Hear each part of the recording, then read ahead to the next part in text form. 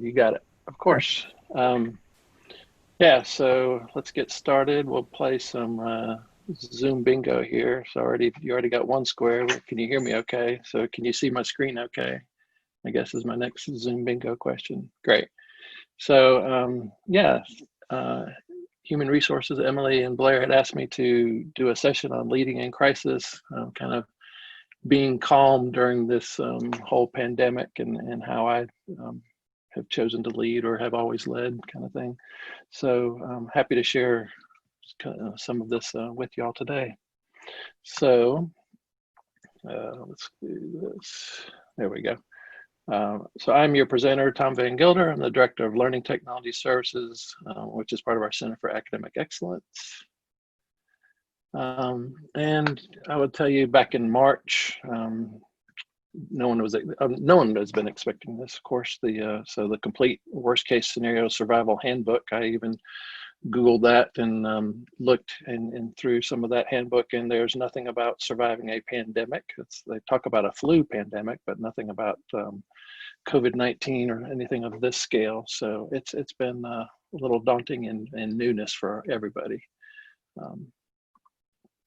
I do want to have this more of an interactive process. So I'm going to pop up another screen here I'm going to use Poll Everywhere. So if you would, go to Poll Everywhere. So pollev.com, enter Tom Van Gilder 950 as the room code.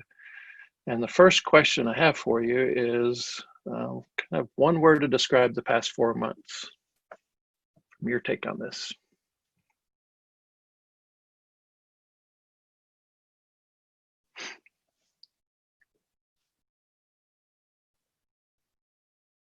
I'll give people a couple minutes to get to Poll Everywhere. You can do it, or you can also join by text if you prefer to text to the 37607, Tom Van Gilder 950. You'd be able to text from your mobile device as well.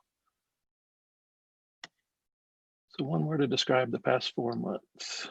Let me see how things are going. So far, it's challenging is pretty big. So that means a couple people have responded as challenging. Lonely is seeing that as well.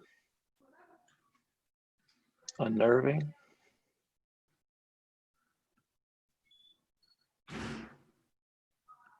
Chaotic. Unsettling.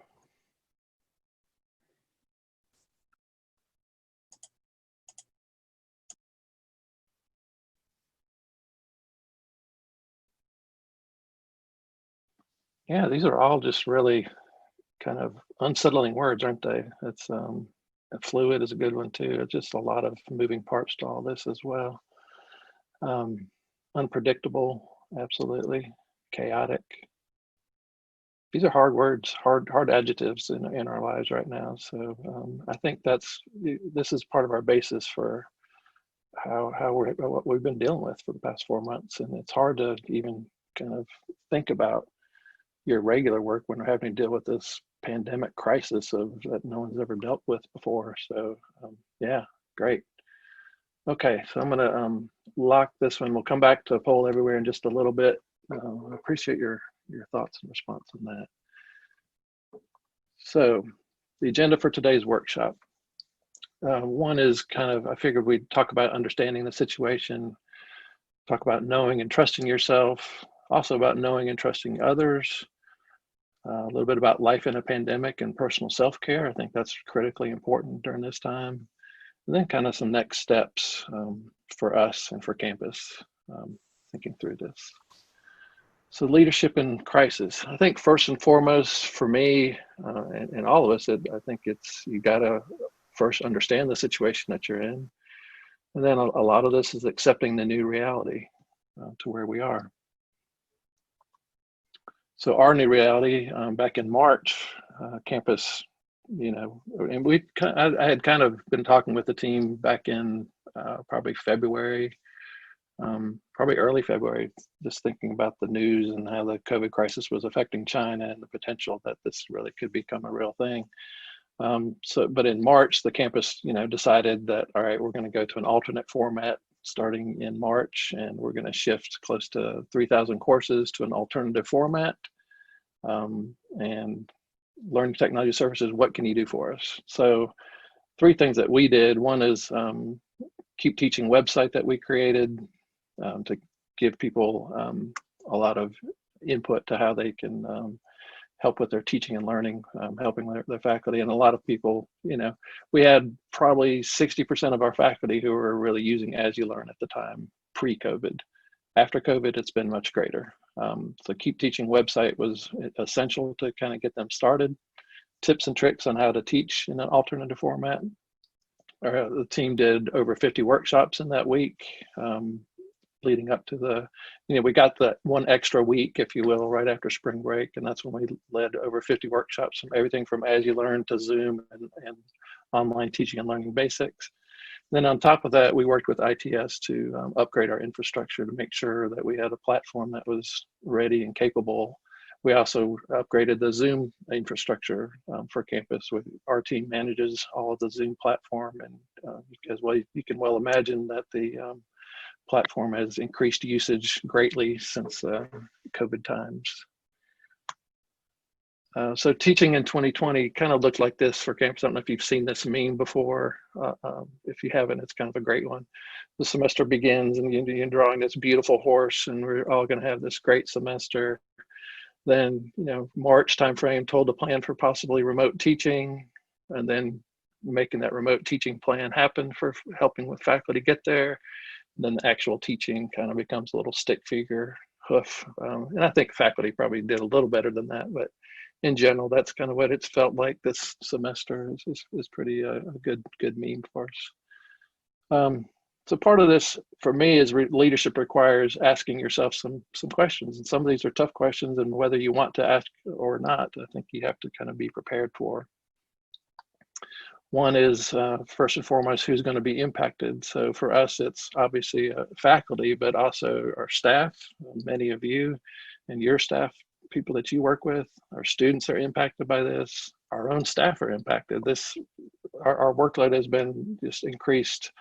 I don't know, I'd say 20x maybe, where we were pre-COVID days, with having to help faculty, staff, and students, as well as our community is obviously impacted by the potential for this. And it's now, more cases in the Boone area, as you all, Watauga County area, as you all know.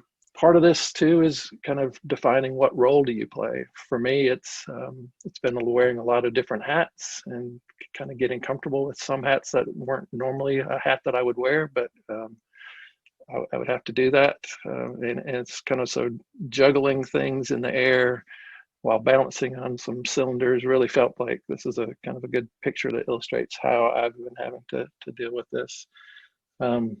For me, it was a time to step up.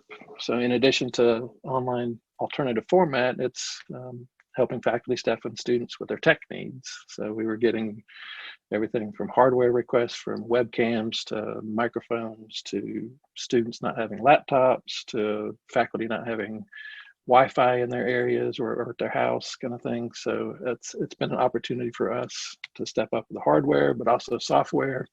As I mentioned Zoom before, pre-COVID, we were probably sitting at, I don't know, maybe 7,000 to 8,000 accounts. Post-COVID, we're probably 22,000 Zoom accounts now that faculty and staff and students are heavily using Zoom for their platform. All through that, you probably are well aware of Zoom bombing that had happened throughout this time. People with too much time on their hands were kind of jumping into people's Zoom sessions and crashing and doing some really nefarious things. Like we had a neo-Nazi group actually happen on our campus that jumped into, I think it was an admission session that they jumped in and just were really crashing their Zoom session, and they had to just bail on it. So my team kind of stepped up and were leading how to kind of secure Zoom. So all that, plus supporting our faculty as they're teaching new to teaching online with, a good many of our faculty really didn't even have the online experience much. They're mostly face-to-face folks. So getting them into As You Learn and using Zoom appropriately for in the classroom was critically important to us. So it's felt like a little bit. A friend of mine once said that a lot of this feels like it's you got a lot of glass balls up in the air. Just make sure you don't drop the glass ones. A lot of balls up in the air. Make sure you don't drop the glass ones is kind of his take on this. I felt that that's one that always has resonated with me.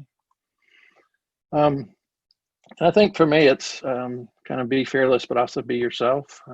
I think I'm an authentic person. I try to be true to myself and true to my family and true to the work that I do. I had thought, a couple times like, well, what if we did a kind of a fun thing with the team, do like a meme contest or something like that. And then I was like, the team probably, maybe they might not appreciate that at this point. Maybe they would, maybe they wouldn't. I don't know. We could ask Emery he's on the chat session here too today. So, but I just kind of decided, no, I just really need to be myself. And part of myself is kind of figuring out what attributes that I personally take with as a leader in a crisis. So again, poll everywhere. Next question is, what do you feel are important attributes for leaders to have in a crisis? So pollev.com/TomVanGilder950. And I'll go back over here to poll everywhere and do next. It says it up here if you missed the question. So when poll is active, so pollev.com, let me activate that question. There you go. So what do you value in a leader? Especially a leader in crisis.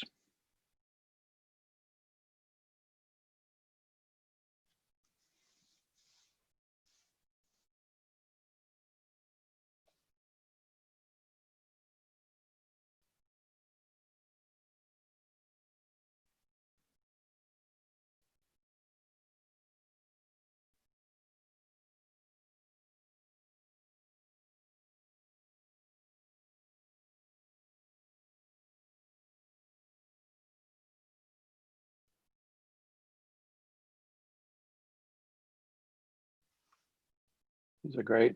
Y'all are stealing my thunder because all this is kind of some of my next slides that I talked through. Sense of direction, clear communication, honesty and transparency. I see calm at least 4 or 5 times. Consistency. Calm again. Some direction. Not hysterical. Yeah, that's a great one. I'll talk a little bit about that here in a little bit too. Flexible is great. All right, good. So I'll lock that one and we'll come to back to that here in a little bit. So I think for me, I talked a little bit about this, I think most team meetings that I have. So especially at the beginning of all this, when it was just so much uncertainty and just a lot of angst that people are having. For me, it was kind of starting with, no matter how challenging that we're going to face, whatever challenges we face, we are going to get through this together. And I think that's just a message that we have tried to reiterate throughout all this and be consistent with that message. For me, it's being fully informed. I've kind of felt like I was becoming a clearinghouse of all this information to try to tell my folks, all right, here's things that are happening on campus, everything from HR and the telework processes, but also information about the staff and what things are happening with them, information about, any faculty, especially faculty issues that were popping up, information about our students and how students were facing some of these issues, as well as, we're getting a lot of our stuff. I didn't realize until, I guess, right when I kept asking folks on campus, what's our plans for the COVID crisis? When's App State going to make some announcements kind of thing? And then I didn't realize until probably early March that we were waiting a directive from the UNC system for it's all decisions were going to be made as a system wide. So I didn't even realize that was the reason for App State to kind of not have some messages around this. So messages from the UNC system have been important to kind of relay to the folks on my team, as well as the state of North Carolina and the governor sessions that he has, and kind of, again, keeping folks informed. Part of this is being nimble. So I've told folks that it's obviously that we're not doing the work that we were doing last year at this time. But new work equals new challenges, and new challenges are upon us, and we will do the best we can with the work that's ahead of us, and it's going to be okay. For me, part of this is organizing the team. We have a lot of technology affordances across campus, and I think our campus has really stepped up in utilizing the technologies that are afforded to them. Everything from we use Trello for our project management. So, and I can, if we have time, I can show you Trello a little bit about how that has helped us kind of keep on track with some of the projects and things that we have going on, in addition to the supporting the campus. And I think for me, delegating and being, I've told the team, even pre-COVID, I've always been a real person that's just think that everybody can be a leader. It doesn't have to be me leading everything. And I will tell you too that I say that delegate and project leads, and I am probably the world's worst at truly not putting the weight of the world on my shoulders, and I've got to do a better job of delegating myself. But I've within the last month, I've just kind of saying, all right, team, I'm kind of, I really need your help. I need some more project leads to take some of this work off of my shoulders. And I think for me, part of that not wanting to was partly because I didn't want to burden folks to put more weight on their shoulders when they already have a full plate. But I'm also not doing myself any service if I'm working 16 hours a day trying to keep up with everything. If I'm not delegating, then I'm just at some point, and I'll get to that a little bit too. It's just 16 hours a day is just not sustainable. And then organizing also equals regular check-ins in many different forms, and I'll get to that here in a bit. So for me, part of this is pulling on experts and others to help too. So I came up with the idea of a faculty champions program, which I'll talk to here in about just a minute.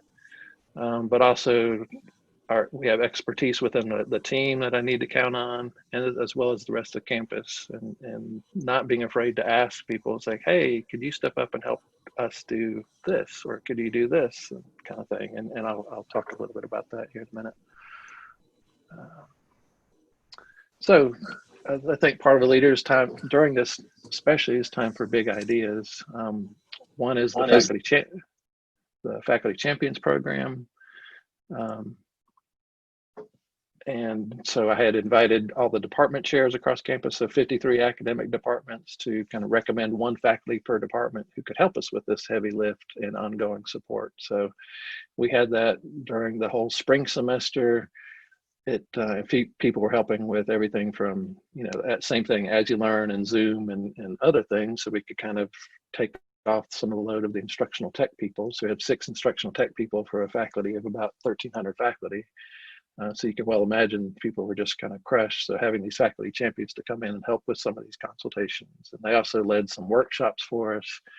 And we're also adding them to help us with accessibility. So one of our big concerns is having content for all students, that all students can learn, and having content that is accessible for them to learn.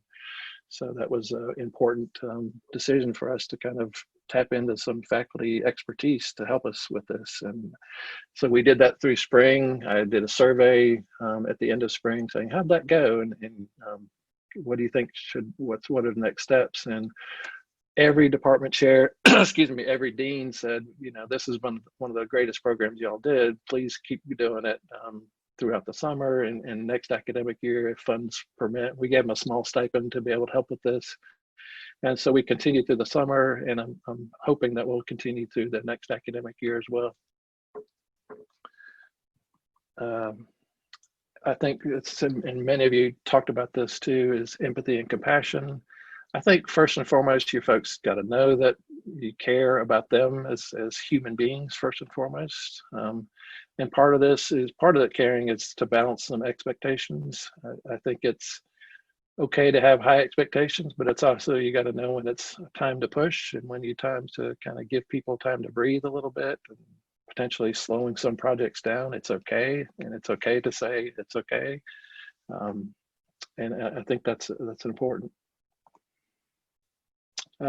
Communicate truthfully and transparently. I know several of you said that in some of your preferred leadership things, and I think I try to do that as a team for our team, but also for our campus. So with the team meetings, we have weekly Tuesday check-ins. In addition, we have some ad hoc check-ins, as you probably can well imagine. We do a lot of that through the group chat. I don't know if you're using Google chat messages, group chat messages. We're using that a ton just because the amount of email is a lot of email. I'm sure y'all probably are crushed with email too. I've been using the priority inbox with Google. If you're not familiar with that, it's just a setting change that you can say, all right, all my appstate.edu email can go up to the top here. And pretty much for me, it's become, all right, appstate.edu email is what I most care about. Everything else kind of becomes white noise for me. And I just gotta not, and I'm used to be the person that would answer emails within minutes, and now it's become sometimes days. Occasionally it might be a week even, and that's not my typical mode of working, but it's just so much volume of email. Part of that is kind of learning how to delegate, and also being upfront with people too, saying, hey, I'm just crushed with email right now. I'm sorry, I missed your message from 2 days ago. How can I help, kind of thing. And I think that's part of my transparency back to campus too. I've also led a lot of open meetings for the campus. We've had some Ask Me Anything sessions, a lot with deans and chairs. This was one that Susan Colby and I had started back in March as well, and we were doing them every 2 weeks, sometimes every 3 weeks. Now we're doing them every month, just kind of open meetings with deans and chairs. We have a lightweight agenda to talk through kind of some of the things that the CAE's doing or facing, and we've had probably 50 to 60 department chairs and deans attend those open meetings, which is kind of a gulp moment for me. It's like, oh wow, I got to be on my A game here but then I also figured out, it's like, all right, you just got to settle down, and people are coming to these meetings for a reason, and it's not to come see Tom, it's just to have some good open communication. And those open communication meetings are just been really beneficial, and we try to do that as a team as well, and doing the same with those open meetings with the faculty champions. Just, I have a lightweight agenda, and it's like, all right, here's some of the things on our radar, some things to think about, but also give them some room for opportunity to have some communication back to us. So I've become this ad hoc communication liaison, in Heather Brandon's terms here, for the campus, and it's been a good thing.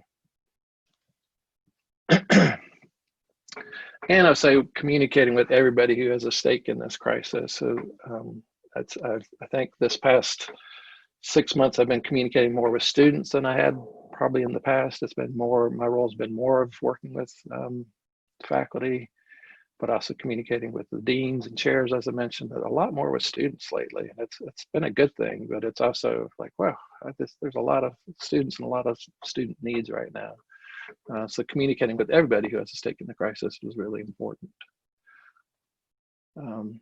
For me, I think an important role to leadership in a crisis is admitting what you don't know. So I was getting some questions, especially back in March, about, what are we doing? What's the campus doing? And it's like, I don't know exactly what we're doing. We've got to kind of try to plan for the great unknown here. As one of my colleagues says, it's kind of like nailing Jello to the post, but planning for the great unknown. But I think it's okay to tell your team, it's like, I just really don't know, but I will try to find out, and I will get back to you. I think that's an important message too, as part of this communication. So life in a pandemic.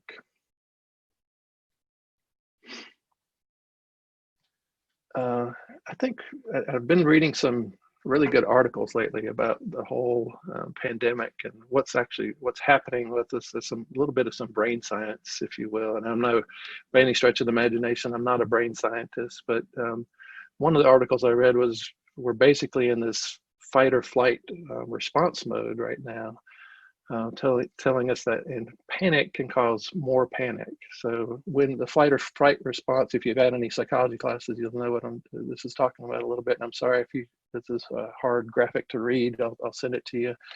But basically, it's a threat, an attack, or harmful event or a threat to survival. So basically, the article I was reading was talking about this threat to survival and how this threat to survival kind of engages the brain process and signals and begins the amygdala and then the hypothalamus, and your brain is just starting to think, oh my gosh, flight or fight, what am I going to do, kind of thing. And your pituitary gland kicks in, and cortisol and adrenaline are released, and some physical effects of your heart pumping and things like that. And you've probably seen this yourself, and some of you may be doing this too. You get such crisis mode that you just like, all right, I gotta plan for this, I gotta plan for this, and you just kind of get over the top with this, and suddenly you become not the calm person that you're normally calm. So, but we are under a situation that none of us have ever seen or lived through before. So I think part of it is recognizing that calm is better than being over the top with this, but recognizing that people are in this flight or flight mode response, and that in absence of information, our brains imagine a worst case scenario. So, and we're in some worst case scenarios right now. And it's some real challenges. My message to my folks is we're going to be patient. We are in this survival mode. We've got to figure out how we can still, grow flowers and rocks, for lack of better analogies. But I think we've got to be patient with ourselves, with each other, and we're going to get through this in a survival mode. And part of this is looking for a sense of control. This COVID-19, like I said, is not anything that we've ever dealt with before. So I think human nature is for us to kind of get back to just a sense of control over the situation. And that doesn't feel like we have any sense of control right now. And it's a real challenge. For us, we have to assess and adapt to the new normal. I even hate saying the new normal. It really feels like it's the new abnormal. This just doesn't feel right? Things are moving rapidly. There's new challenges every day, but it's on us to assess the situation and adjust and adapt to the situation the best we can, staying calm about it and communicating about it. Part of this is developing new habits. I know many of you are using Zoom, probably death by Zoom, death by email. It's kind of a necessary evil. I've got some tips and tricks. I sent the team a tips and tricks article for kind of Zoom fatigue, and some of the folks on the team said that was the best article. Thank you for sending that. It just really kind of resonated with them as far as, it's okay to not do Zoom 7-8 hours a day. I think we've got to find some kind of balance, if you will. I think we've definitely, as far as productivity, I've heard from the team saying that this is the most productive I've ever been, because I can just focus and not have to walk over to meetings or and such, and I can just hop on a Zoom session or an email or a chat with a faculty member and help them out without having to walk over to an office or something like that. So, and it's a lot of tools, a lot of new affordances for campus. This is part of the new habits for campus. I think some good things are happening. Like, I think for a long time we've had these paper processes on our campus that are just been driving people crazy for many years. And now we have tools in place for like DocuSign, and we can actually get a contract through academic affairs from a faculty members through us back to academic affairs in a matter of hours instead of days or weeks that papers sitting on a person's desk. So there are some good things that are happening to us, and I think that's going to change our technology culture for the campus for many years to come. So next poll everywhere question is kind of what new strategies have you or your team formed because of this pandemic? I'd like to learn from you all as well. So let me go back over to poll everywhere and go to that next question. And I'll activate that. I won't show response there yet. So yeah, so what new strategies have you or your team formed because of this pandemic?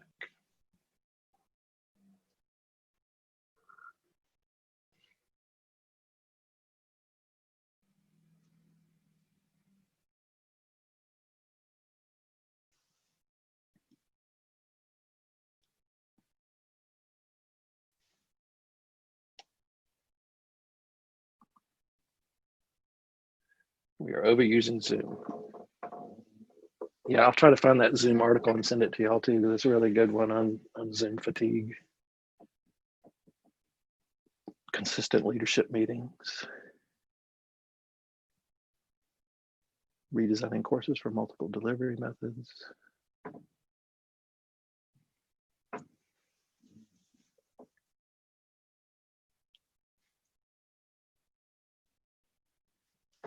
Excuse me.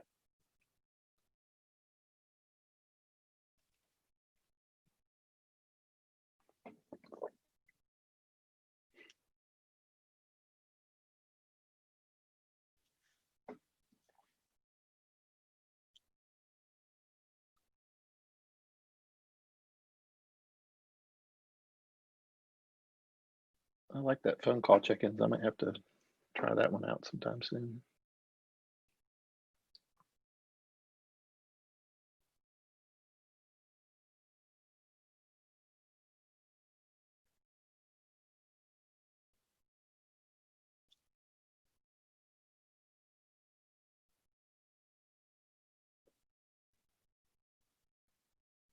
Learning to work remotely and learn new programs. It's a good one. It's a lot of new stuff out there. More chat communication to share information with each other. I think that's a huge one. It's been a really important one for us to try to squelch some of the Zoom fatigue, is to really use the Google Chat platform quite a bit. If you're not doing that, that would be an easy one to implement. It's cut way down on the team emails too, I think.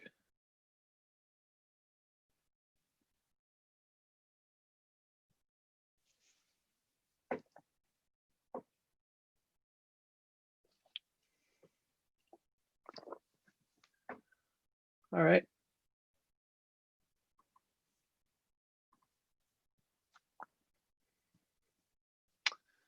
So I think a big message to myself and to the team and to you all is this is an opportunity to just take some time to breathe with this. Oh, sorry, I clicked past. So part of this, for me, it's been starting with personal self-care, and I think the amount of news that I was reading or watching or listening to, or was just overwhelming back in March, April, and it really was just overwhelming. So I decided to kind of find 2 to 3 trusted news sources and cut down on the amount of news sources I was going to. Google has that Google News thing that you can do that's got it as an aggregator for all these news. So I was just seeing so many news articles, and it was just really becoming overwhelming and not really helping my self-care. So I was working 15 hours, 16 hours a day sometimes, and then at night I'd catch up on the news, and then at night I guess that was kicking in some of that flight or fight response too. So I was started, my sleep habits were really getting off.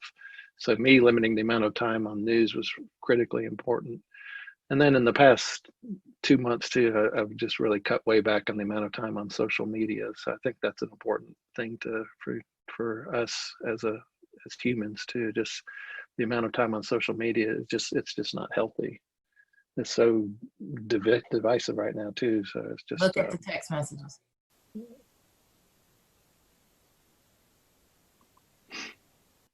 So for me, part of my personal self-care is finding time to do things like walk my dog.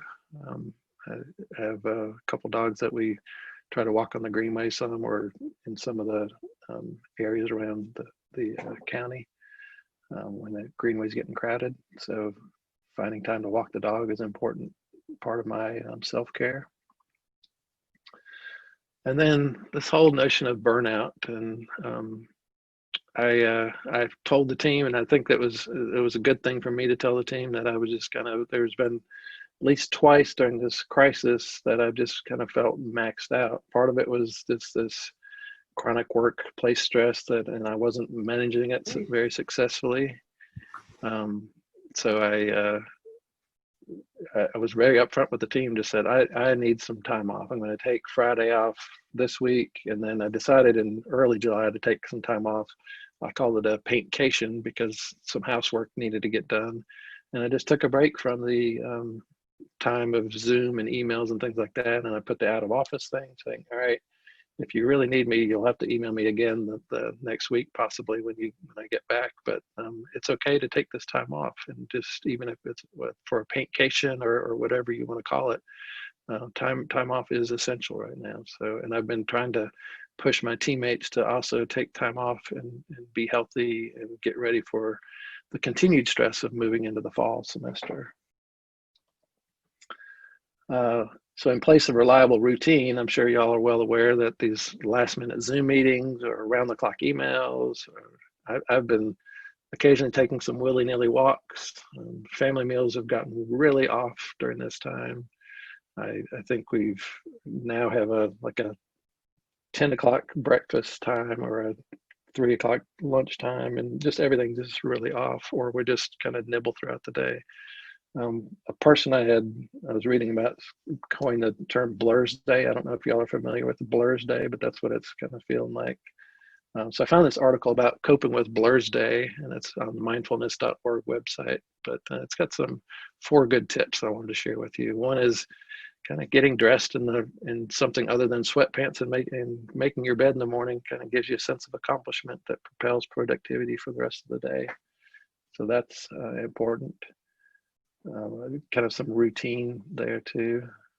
Setting boundaries around when you'll stop working. And I profess that I'm not really great at this yet, but I am trying. So part of it's say, all right, I'm not going to check emails after 8 o'clock. So part of my strategy is going to be having my wife tell me, all right, it's 10 o'clock at night, you've got to get off email, kind of thing, and try to help reclaim the sanctuary of your home is important. Setting the boundaries. I think that's one of the comments I've heard from folks, is that they don't mind the telework, but that whole space between work and home is just really blurred so much that it just doesn't feel right. I think looking at the calendar or your planner is important. I do that on a daily basis. I actually have Google email me the calendar at 5 o'clock in the morning, so I can kind of see what my calendar is going to look like the next day. Sometimes it's a little daunting, but it also kind of gears me up. It's like, all right, I know that I've got plans for today, and I've got to come through for some folks. So I'm going to step up and do my calendar. I've also, within my calendar, start building some more work time for myself, so I can do emails and things like that during the day and not feel like I'm crushed all the time for that. So trying to get some sense of normalcy on a regular schedule with calendars is important. Then lastly, it's kind of scaffolding, erecting your day, starting work at a regular time. So, you know, it's easy to stay up till 2 in the morning and then get up at 9 or whatever, and that's okay. But just finding the routine is important to kind of get through. That is really helpful. So what's next? Kind of next steps for us for campus, I think is important to talk about as well. One is kind of reflecting on what's my role, how could it be better, what worked and what didn't. So last poll everywhere question, I promise, is what's your role? How could it be better? What worked and what didn't? So I'd like to hear from you one more time. Let me go back to the next question. I'll activate that. So last one, what's your role? How could it be better? What worked, what didn't? Any of those that you want to answer.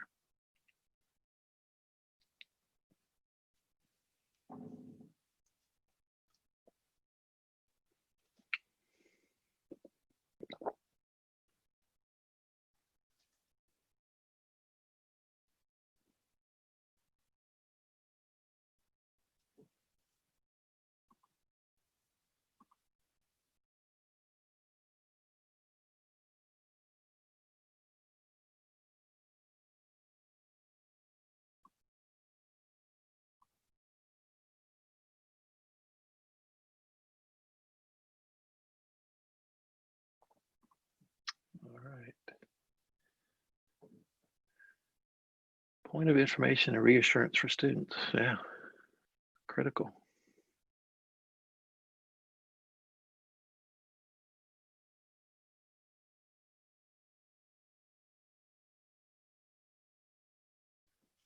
I don't know if the Maybe if I blow these up, you can see them a little better as they come in.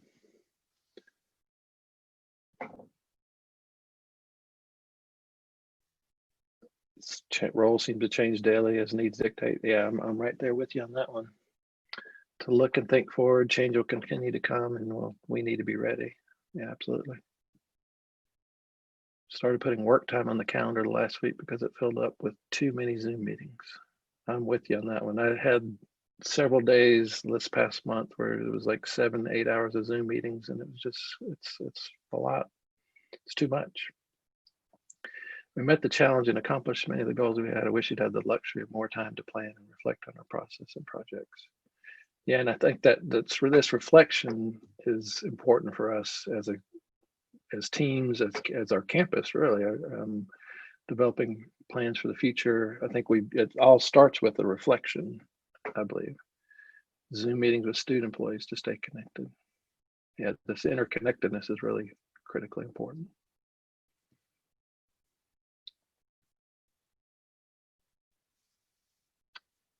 All right, well, thanks for playing along with the poll everywhere. I think it's trying to be a little engaging with this whole process too. But for me, and I was, again, so one of the articles I read is talking about the single biggest strategic mistake that we made before crisis was the failure to change when change was needed. So I mentioned at the start of this meeting that about 60% of our faculty were on As You Learn. And that's always been a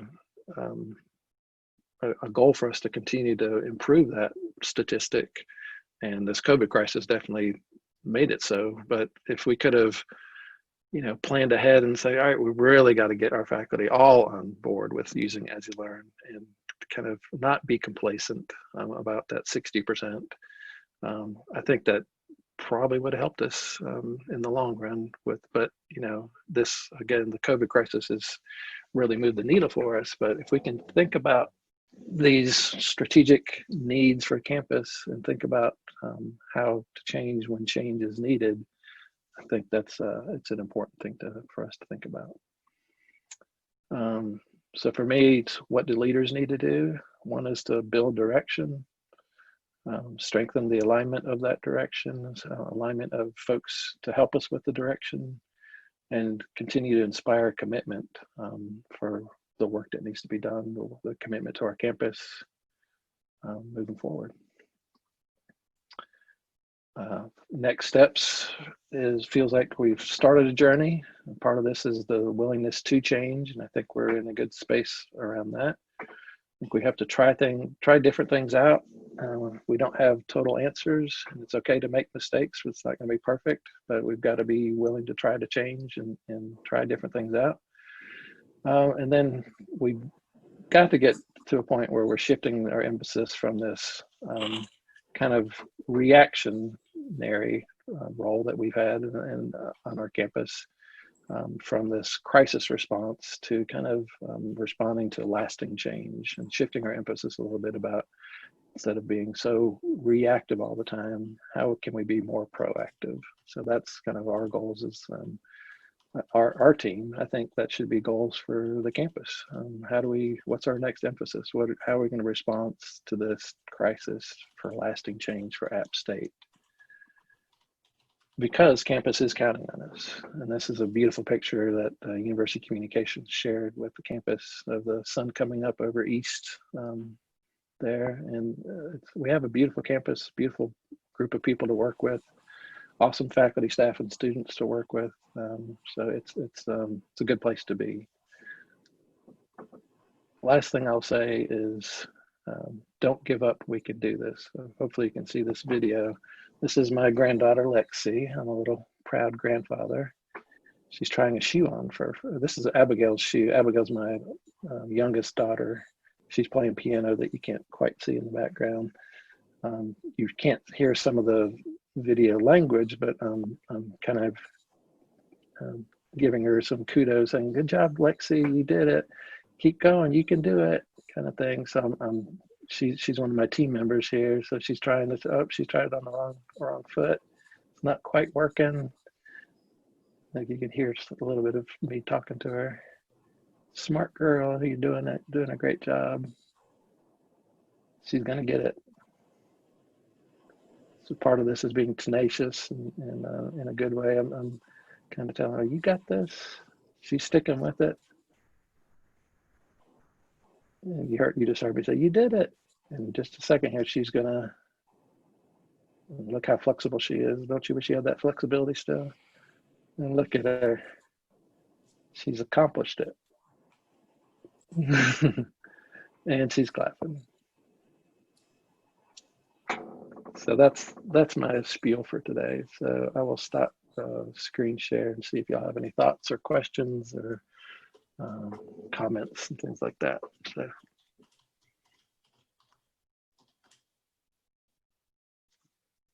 I missed some of the chat windows, so sorry about that. Yeah, I figured it's a good thing to end on some encouraging. Nothing like a 16-month-old wearing big girl shoes to kind of make people smile. So it made me smile the day we did that. So it was great.